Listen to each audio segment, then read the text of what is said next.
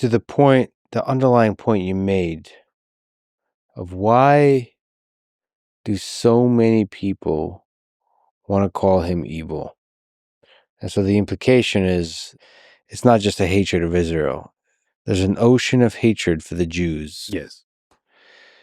Why is there so much hatred for Jews in the world? I would say there's one reason in particular. It's a stupid and gullible person's easy answer. Why do certain things happen in the world?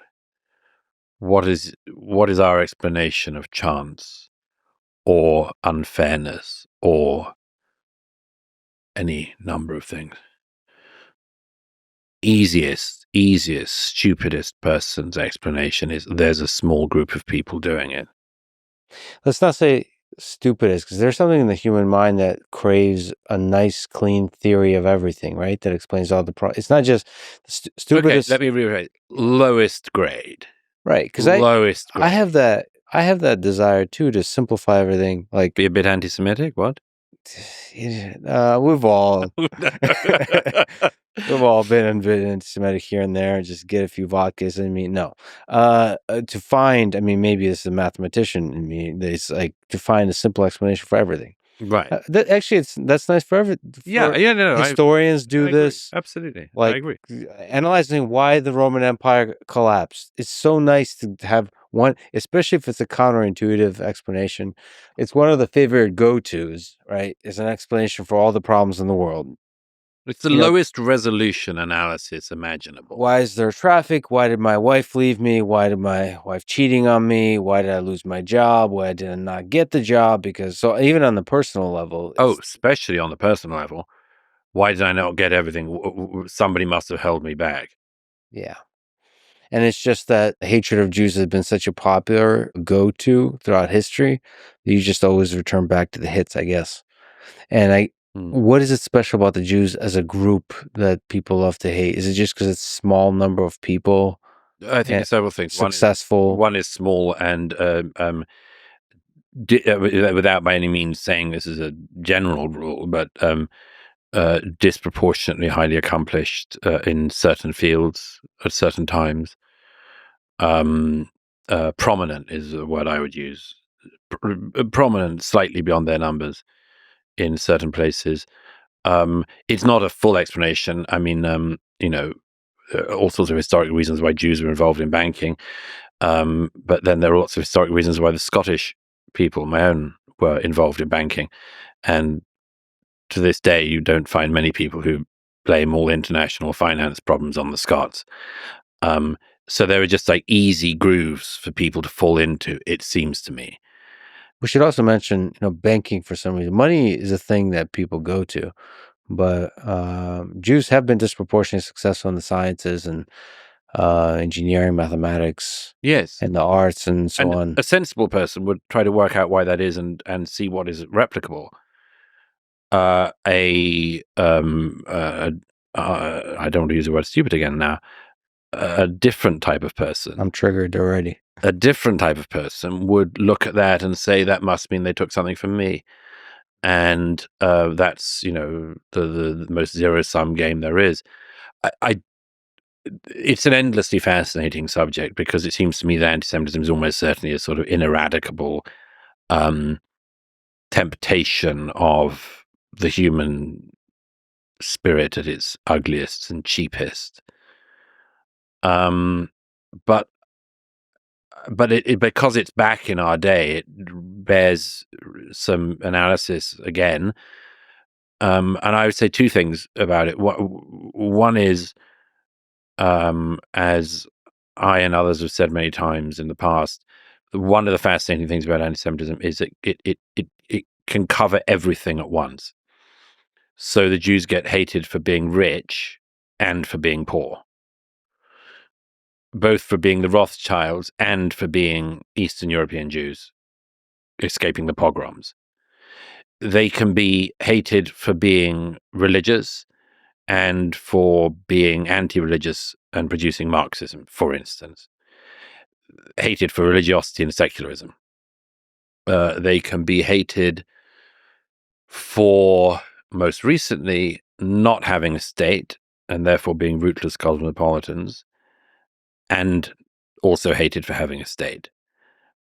And that makes it something very unusual, actually, in the history of human bigotry and, bias and ugliness. But the real thing is, one of my great heroes, Vasily Grossman, says at the center of life and fate almost everything that is worth saying about anti-Semitism, and it's Grossman's genius that he could say in 3 to 4 pages what most people couldn't say in an entire life, even after a life of study. But there's this passage in Life and Fate that I quote in my book, which is just bowled me over when I read it some years ago, when he says, the interesting thing about anti-Semitism, he says you can meet it everywhere, in the Academy of Sciences and in the games that children play in the yard. But Grossman's great insight is, he says, everywhere it tells you not about the Jews, but about the person making the claim. And the most important gift he gives in his analysis is when he describes it as a mirror to the person who is making the claims, culminating in this phrase I've been trying to make popular, which is, he says, tell me what you accuse the Jews of, I'll tell you what you're guilty of. It's a searingly brilliant insight. The Iranian revolutionary government accuses Israel of being a colonial power. The Iranian revolutionary government has been colonizing the Middle East throughout our lifetimes. The Turkish government accuses the Jewish state of being guilty of occupation. Do you know northern Cyprus? The Turks have been occupying half of Cyprus since the 1970s. Cyprus is an EU member state and Turkey is in NATO. So you can do this on and on. The people who accuse the Jewish state, like the people who accuse Jews of something, almost without fail, is the thing they're guilty of. Look at the supporters of Hamas and Hamas. One of the things they say is that Israel is guilty of indiscriminate killing. Hamas? Hello? What were you doing on the 7th? You see, there are these crazy guys online who repeatedly claim that for some reason Israeli soldiers will rape Palestinians when they meet them, whether in a prison or on the battlefield or in a hospital. It erupts occasionally. These people go around and say, "Oh my God, the IDF are rapists." Okay. Excuse me? You're the ones who spent the years after 2016 saying believe all women. Then from the 7th of October said, believe all women except for Jewish women who say they've been raped or seen their friends raped. And then you say, aha, the Jews are rapists. You've been carrying water for rapists and then go and accuse the Jews of rape. I mean, it just works. Every way you do it, it works. I do think the thing of psychological projection in the case of Israel is wild. I mean, it is wild. By the way, there's an interesting thing on this that I try to get into in the book, which is this thing of why did so much of the world respond the way it did? I mean, we're sitting in New York. There was not one protest against Hamas in New York after the 7th of October. The Believe All Women crowd didn't come out against Hamas's rapes. The Black Lives Matter movement did not turn their attention to the killing of Israeli children or anything. Nobody did it. Nobody did it. The one thing that did happen very prominently was that people came out to attack the people who'd been attacked. And as I say in the opening of the book, I saw that myself down the road from here in Times Square on October the 8th. October the frigging 8th. The protests are in Times Square against Israel, justifying the attacks that were still going on. And this is something that deserves deep self-examination on behalf of people in the West who've seen this movement overwhelm parts of our society. I mean, degraded parts, but parts, bits of the universities and so on. And I think there's an explanation for it, by the way, which again goes back to that issue of projection. When you and I last talked on camera, we were talking about my last book, The War on the West, and I remember saying to you there that one of the things I was talking about in that book was the deeply, deeply, wildly biased, unfair, and inaccurate estimation of the Western past, whereby, America's original sin had to be identified, and the original sin is slavery. So America has an original sin. Does Ghana have an original sin? No one knows. No one really would think it polite to point one out. And you go on and on with these things that I identified in the War in the West, these sins of the West, and they have in recent years been reduced to the claim that countries like the one we're sitting in are guilty of what? Colonialism, settler colonialism, white supremacy, slavery, genocide, and a couple of others you can throw in probably. One of the things I remember saying to you when we spoke about that was that one of the deep problems of setting up that system of thought, pseudo-thought, non-thought, would-be thought, is that there's nothing you can do about it. Even if it was true, there's nothing you can do about it. If it turned out that your ancestors in the 18th century once owned a slave, what are you going to do? There's no mechanism to forgive or be forgiven because you didn't do it, and there's no one alive who could accept the apology. And I remember setting it up there in the War on the West. I set up like this very, very risky, dangerous, unforgivable, unforgiving thing that had been set up about our societies. But I would say that since October the 7th, there has been an answer for a certain type of person, which is, I am from a society where I have been told I am guilty of settler colonialism, white supremacy, genocide, ethnic cleansing, and more. I've been told all of these things. I have been put in an unget-outable of situation of moral burden that can never be relieved because I can't ask anyone's forgiveness and nobody can forgive me. But here's a country which I can accuse of all of these things in the here and now. Load my energies, my guilts, my burdens onto. And what's more, I might be able to end it. And by doing so, would relieve myself. And in other words, I tweak Grossman with the people in America and elsewhere who've fallen into this trap. I tweak him by saying, on this occasion, tell me what you accuse the Jews of, and I'll tell you what you've been told you're guilty of. Yeah, it's an interesting kind of projection.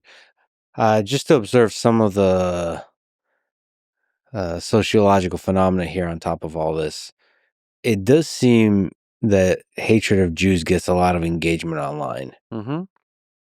Is this... So I watch it like a curiosity, like I'm an alien observing Earth.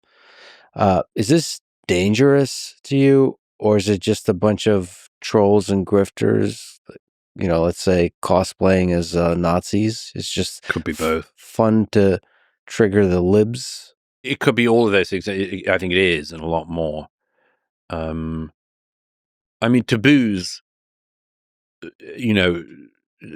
taboos can be fun to break, I suppose. And I suppose there are some people online who have grown up knowing that, since the Holocaust, antisemitism was taboo. And they've run out of, it goes back to what we were saying earlier a bit, they sort of run out of, they've got bored of that, Mm-hmm. Holocaust, Schmolocaust, they'd say, you know, I got it. I've heard enough about that. And maybe those people have gone off in a funny direction as a result, but I don't think that's the main. I think that's like a detail compared to the real thing. The real thing is that anti-Semitism is back, and there's a certain type of person who's loving it. Is it really back? So I watch a Well, it lot. never goes away. It's just that it's since the 7th. I think that it's had a great resurgence, and this isn't to say, and that doesn't mean that any criticism of Israel is anti-Semitic. No, it doesn't.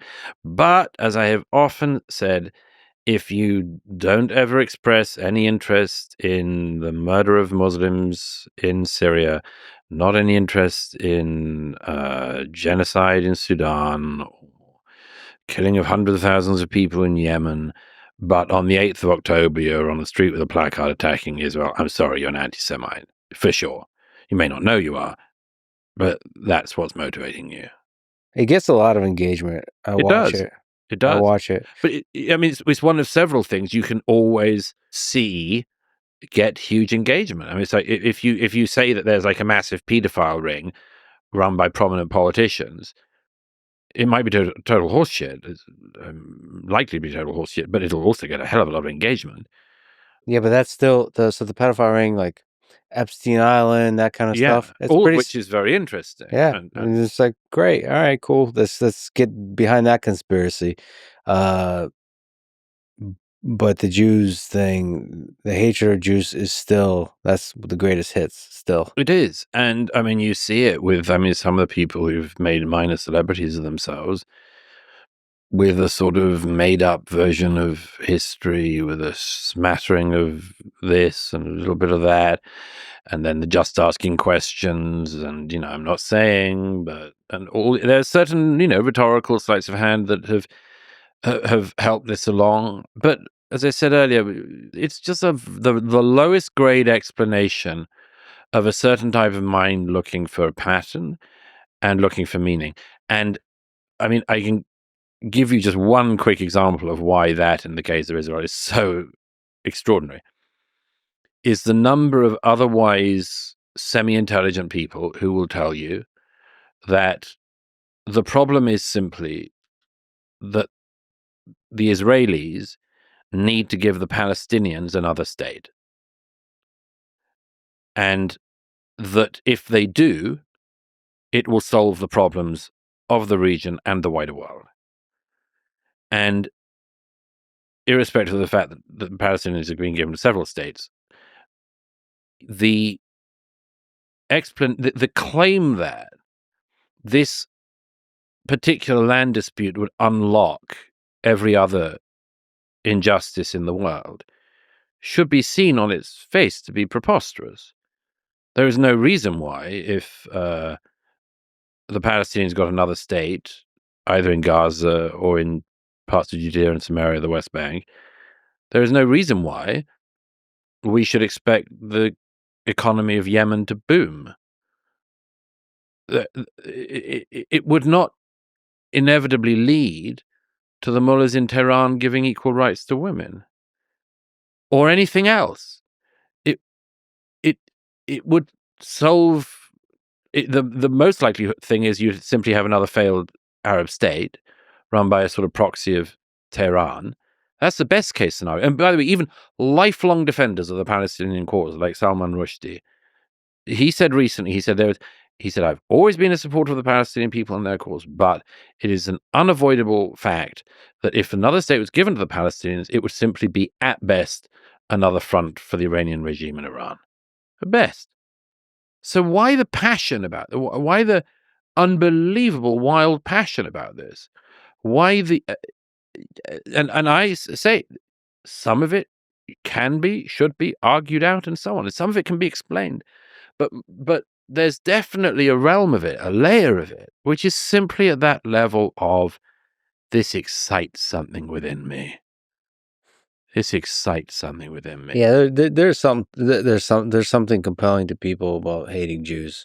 Look at the prominence of semi-prominent people who are willing to play around with the idea that 9/11 was an inside job and somehow it was done by the Israelis. I mean, or the Jews. I mean, look at like this I mean, shit is going around. I have to admit, there's a part of my brain that's pulled towards conspiracies. There's something compelling and fun about a simple explanation for things, what's really going on behind the scenes.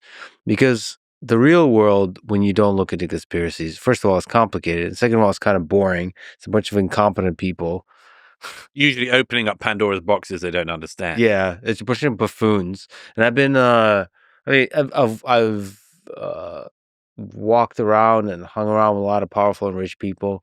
And like, the thing I learned is they're just human beings. There's not, I'm yet to be in a room where exceptionally brilliant psychopaths are plotting. You never got that invite? No. In fact, like a lot of people in the positions of power, they're just not good. I mean, I'm just continuously disappointed that they're not ultra. I love competence. Yes. The places where I've seen competence, inklings of it, is in low level, like soldiers, like low level. What do you call that? People that do stuff with their hands. So, builders of different kinds, like engineering, like craftsmen. Like I've seen. Yes, because you've got a very specific task that could be highly complicated. Yes, but you get to apply yourself to and to solve. Yeah, over years you master it. It's passed across generations and so on. But like statecraft and like that kind of stuff. Well, because there's so many variables. I mean, this is one of the, when you were trying to lure me on to prognostications on Ukraine, I was saying, I've seen enough to know that I just don't know, because I know of the amount of things that can change all the time. I was some years ago, I was talking to a former public servant in the UK when Boris Johnson was prime minister and COVID started, and I mentioned to this friend, I said, "Well, it's pretty bad luck for Boris that he came in to do one thing, which was Brexit, and then there's a global pandemic from Wuhan, and he's got to like mug up on that, and then gets it really wrong." But anyway, and I was really struck by the fact that this man, a man of great insight, who happened to disagree politically, but said to me, "But Douglas, is always like this." And he said, look at Tony Blair, came into power in 1997 wanting to reform education in the UK, ends up trying to remake the Middle East. And I do, I mean, as I say, one of the reasons why I am scornful of conspiracy theorists and most conspiracy theories, not to say that there aren't some that do actually turn out to be, to have something in them, and that happens. A lot of things are called conspiracy theories that turn out to be true. Lab leak. But in general, the suspicion and the scorn I have for people who fall into this is, as I say, it's a very low grade, low resolution look at the world by people who clearly have never seen the wildness of actions in the world and the way that they reverberate and the number of events. I mean, I once spoke some years ago to a politician who literally said to me, I won't name the country, but said to me, can you help us out with just how to cope with the day to, and understand the day-to-day struggle we're having with the cycle? And I said, well, what are you talking about? And they said, our experience in government is that every day something comes up which we have to firefight. And that's what we do that day. And then the next day something else comes up which we have to firefight. And we're not getting our policies done. And I just thought, for me, that rings an awful lot truer than that country gets the odd phone call from a member of a Jewish family telling them, I just, it's like, come on.